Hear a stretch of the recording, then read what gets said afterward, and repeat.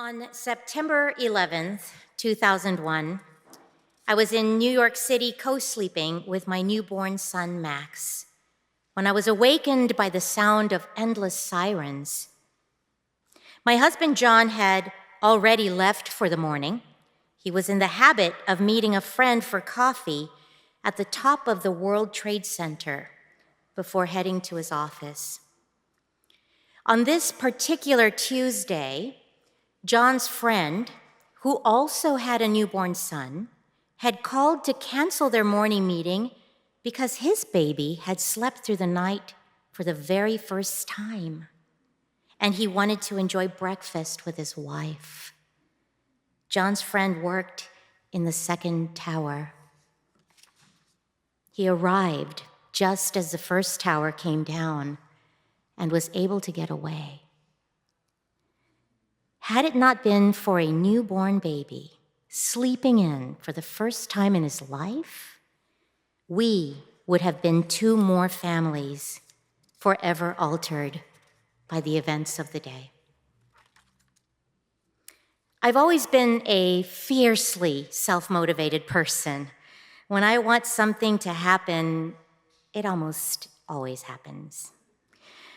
But that attack plunged me into a sludge of thick grief, and no matter how hard I tried, I couldn't get myself out. I remember looking at Max and feeling guilty. I felt too sad, too small, too incompetent to be a mother. One evening, after days of sitting alone at home crying, out of desperation, I put Max in his carriage and went outside. There were candles and people everywhere.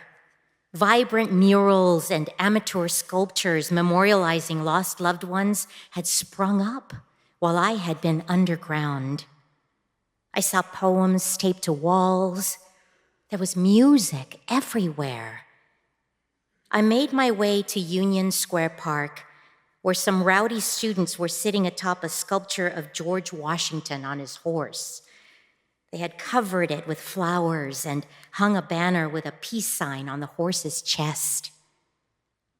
I noticed a brightly dressed young man zigzagging through the crowd, greeting random people.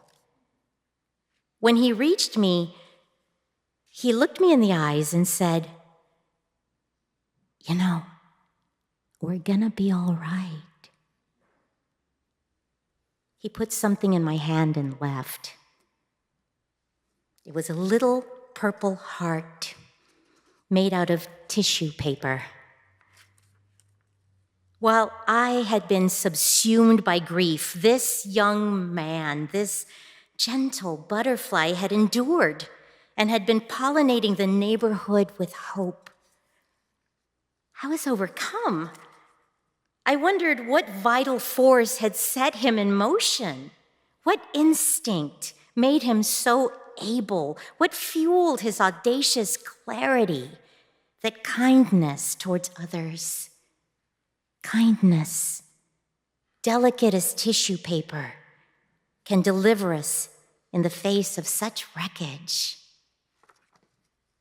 I remember some conversations back then reflecting on how it had taken the aggressors several years to plan the attack, but how it had only taken an instant for people in the towers to reach for each other's hands.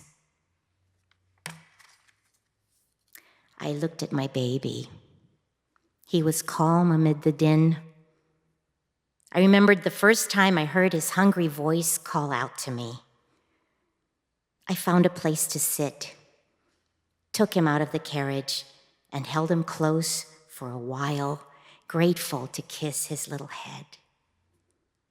Then I put him back in the carriage and headed toward a vigil.